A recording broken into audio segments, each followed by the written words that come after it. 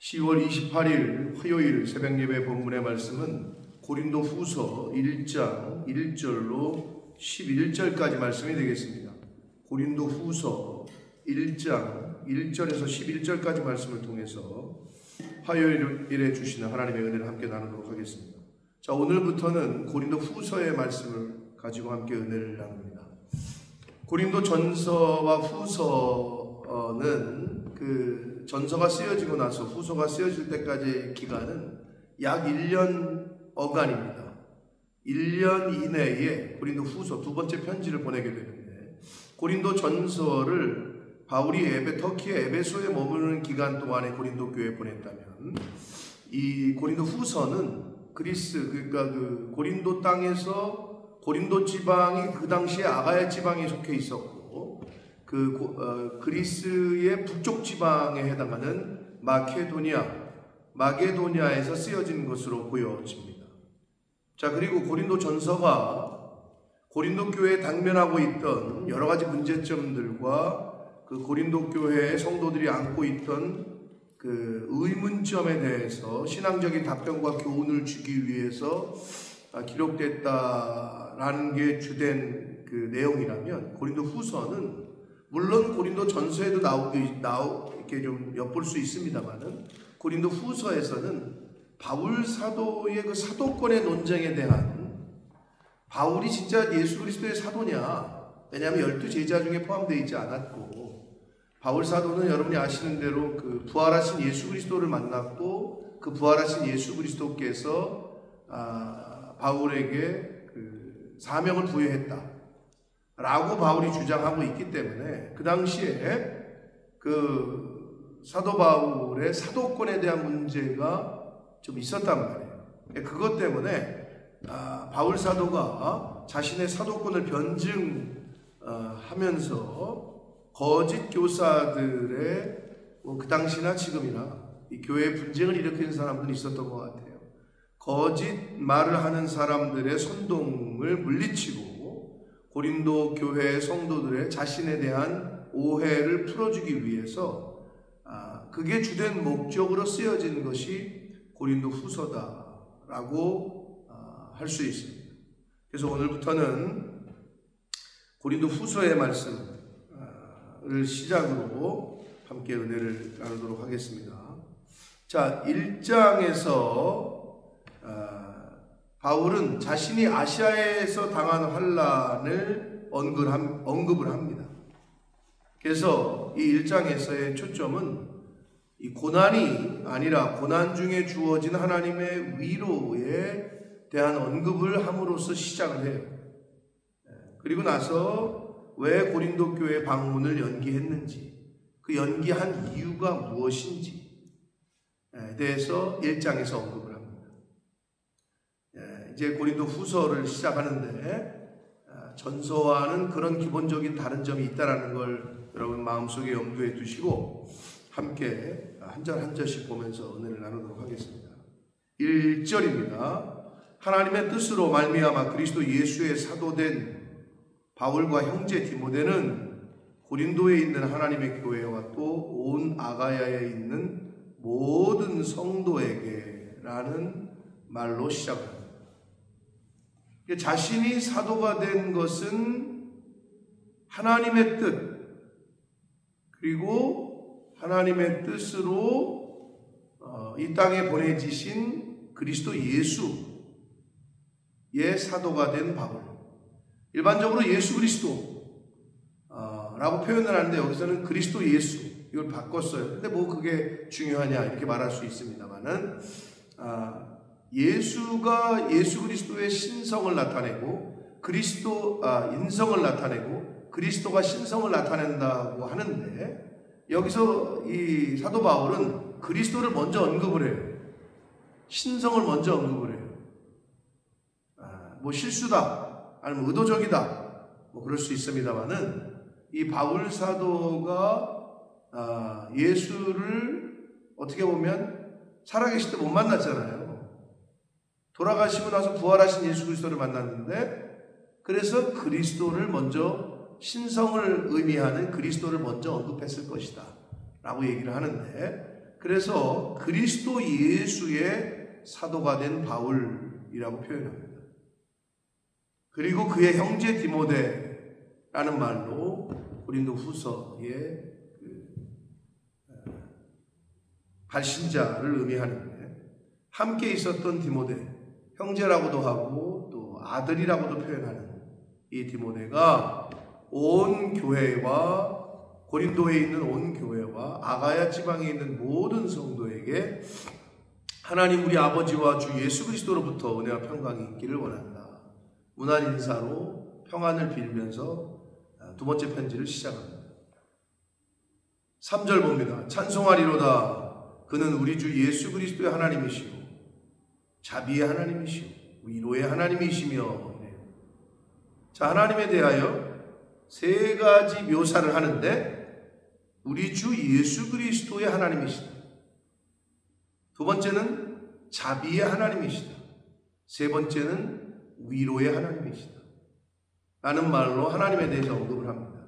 여러분, 어떤 호칭을 하고 그 사람의 이름을 또는 그 사람의 이름에 붙는 수식어를 보면 그 사람의 역할 또는 그 사람의 어떤 의미, 그 사람의 위치 이런 걸 엿볼 수 있잖아요. 앞에 직책이 붙는다든지 사람들이 표현을 할 때 저 사람 날쌘돌이야, 이 말 빠르다는 얘기겠죠. 날쌘돌이라는 수식어를 붙인다는 건 빠르다는 의미를 나타내는 거 아니에요? 근데 여기서 하나님에 대해서는 뭐라고? 예수 그리스도의 하나님이시다. 그리고 자비의 하나님이시다. 위로의 하나님이시다. 라고 표현을 합니다. 그런데 여기서 위로라는 말이 이 3절 이하에 10번이나 사용이 돼요. 계속 한 절마다 위로라는 말을 하셔요.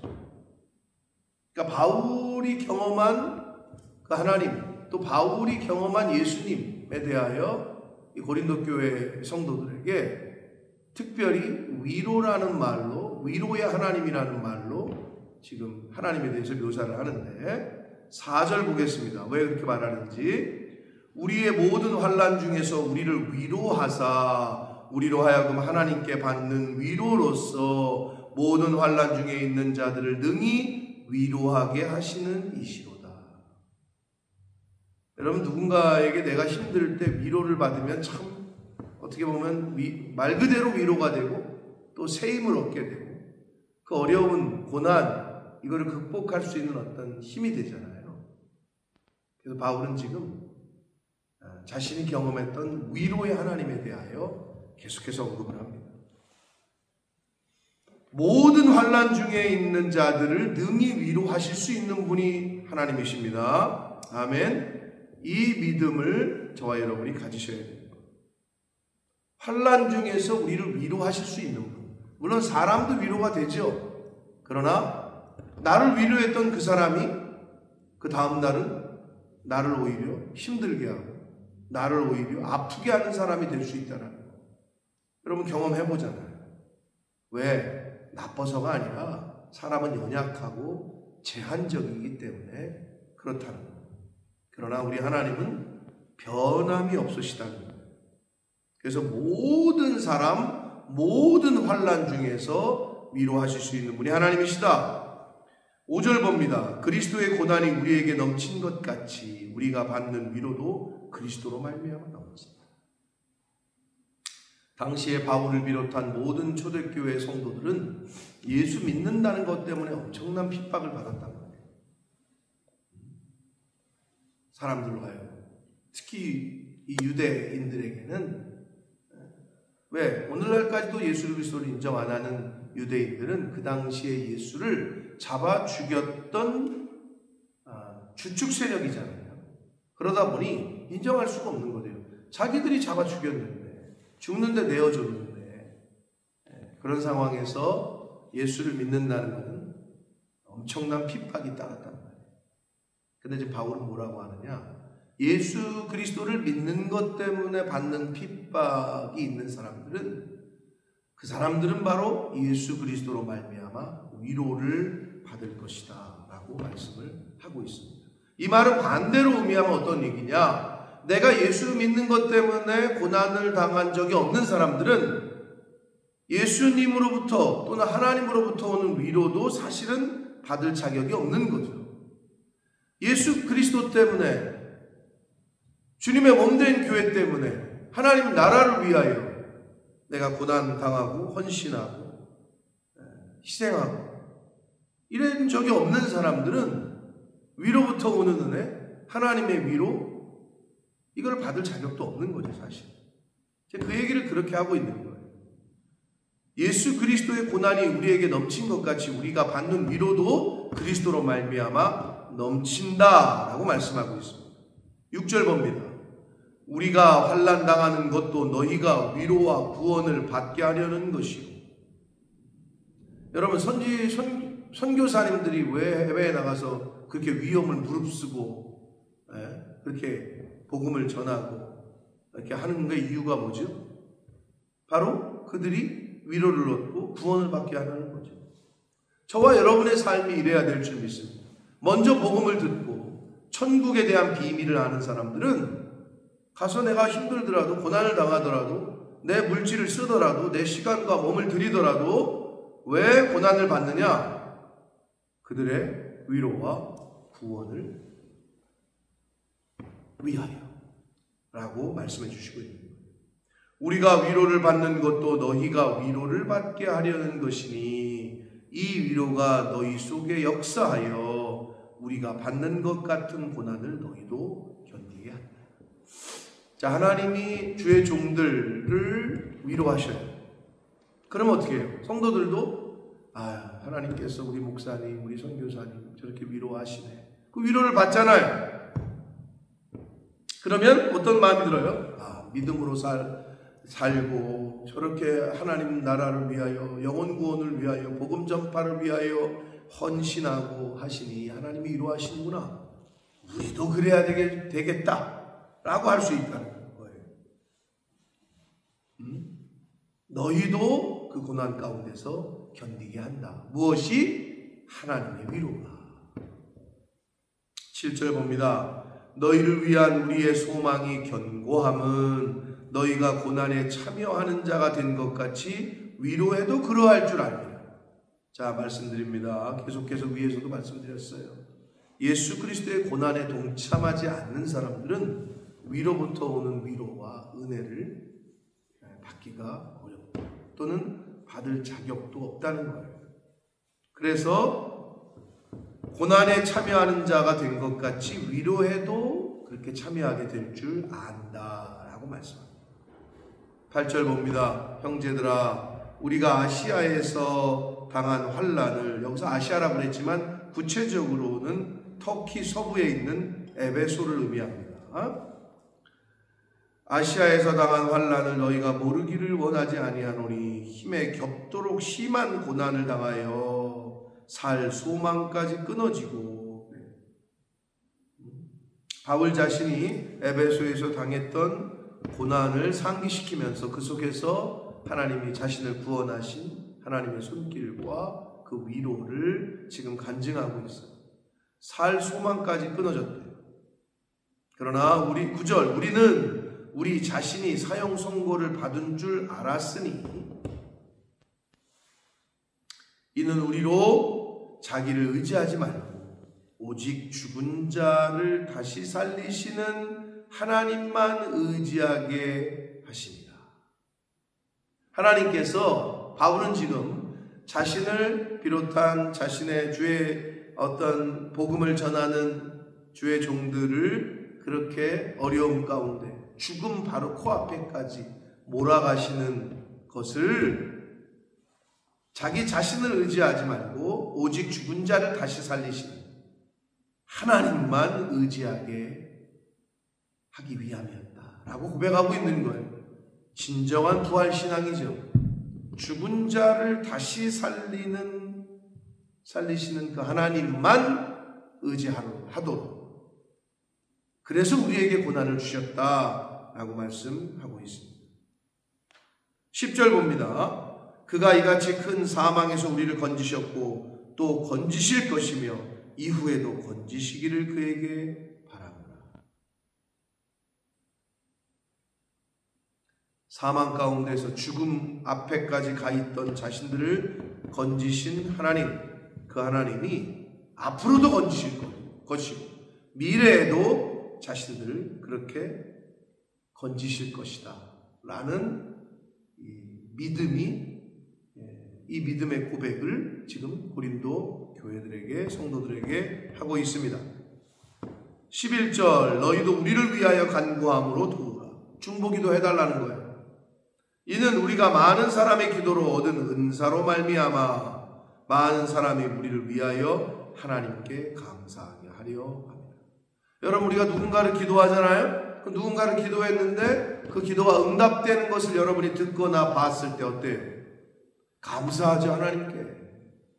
근데 기도하지 않은 사람은 그 감사도 드릴 수가 없죠. 내가 기도한 게 아니기 때문에. 그래서 여러분, 중보기도는 그 사람을 위한 것 같지만 어떤 의미에서는 나를 위한 거예요. 여러분이 교회를 위한 기도를 하고, 여러분이 주의 종들을 위해서 기도하고, 기도만이 아니에요. 교회를 위해서 헌신하고, 주의 종을 섬기고, 하나님 나라를 위하여, 영혼 구원을 위하여 시간과 물질과 몸을 들여서 기도하고, 헌신하고, 구제하고, 이런 일을 하잖아요. 그러면 그게 그 사람을 위한 것 같고 교회를 위한 것 같지만 결국은 나를 위한 것임을 깨닫게 되시는 날이 있을 거고, 이미 경험하신 분들도 있을 거고, 그것이 나를 위한 것이다. 이건 경험을 해보신 분들만 압니다. 하나님의 교회를 위하여 헌신했더니 결국은 나에게, 그리고 내 자녀에게, 우리 가정에 하나님이 복을 주셨다. 이런 고백을 많은 분들이 한단 말이에요. 사랑하는 성도 여러분, 바울이 엄청난 고난을 당했어요. 근데 바울이 그 고난 중에서 경험하고 고백한 것은 하늘을 향해서, 하나님을 향해서 원망과 불평과 뭐 이런 것을 한 게 아니라 오히려 위로의 하나님을 경험했음을 지금 고린도 교회 성도들에게 전하고 있습니다. 오늘날도 마찬가지입니다. 혹시 살 소망이 끊어지고 지금 남들에게 말하지 못하는 어려움과 환난과 고난에 또는 죽음의 문 앞에까지 가 있을 정도로 밑바닥에 떨어져 있는 듯한 상황에 놓이신 분들이 이 말씀을 듣는 사람들 중에 있을 수 있습니다. 그러나 오늘 이 바울 사도께서 고린도 교회에 하셨던 이 말씀처럼 오늘 성령 하나님께서 바로 그 한 사람을 위해서 말씀하십니다. 하나님은 위로의 하나님이시다. 어떤 환난과 어떤 누군가에게도 하나님은 위로의 하나님이 되어 주십니다. 사랑하는 성도 여러분, 하나님은 예수 그리스도만의 하나님이 아니고 하나님은 자비의 하나님이시고 위로의 하나님이시고 바로 나의 하나님이심을 고백하셔서 바울이 받았던 위로, 그리고 바울이 받았던 구원의 은혜를 지금 말로 다할 수 없는 환난과 고난 가운데 계신 바로 여러분이 그렇게 고백하시는 그러한 은혜와 그러한 체험과 그러한 경험을 하시는 오늘이 되시고, 남은 인생 가운데서 위로의 하나님을 꼭 경험하시고 그렇게 하나님 앞에 감사하는 고백을 올려드리는 은혜가 저와 여러분에게 있기를 예수 그리스도 이름으로 축복합니다. 살아계신 하나님 아버지, 감사와 찬송과 영광을 올려드립니다. 오늘도 생명을 주시고 새로운 한 날을 허락하시고 하나님의 말씀을 듣고 읽음으로 또 묵상함으로 하루를 시작하게 하시니 아버지 감사합니다. 오늘 주신 말씀을 가슴에 새기되 바울 사도가 고백했던 그 고백이 바로 나의 고백, 우리의 고백이 되게 하여 주옵소서. 바울이 만났던 위로의 하나님, 나도 만날 수 있도록, 우리도 만나도록 성령 하나님 임마누엘로 함께해 주옵소서. 고난 가운데, 남에게 말 못한 어려움과 환난 가운데 빠져있는 성도들, 하나님의 백성들이 있으니까 자비의 하나님이시오, 위로의 하나님 되시는 아버지께서 찾아가 주셔서 위로하시고 어루만져 주시고 새 힘을 허락하여 주옵소서. 예수 그리스도 이름으로 축복하며 기도하옵나이다. 아멘.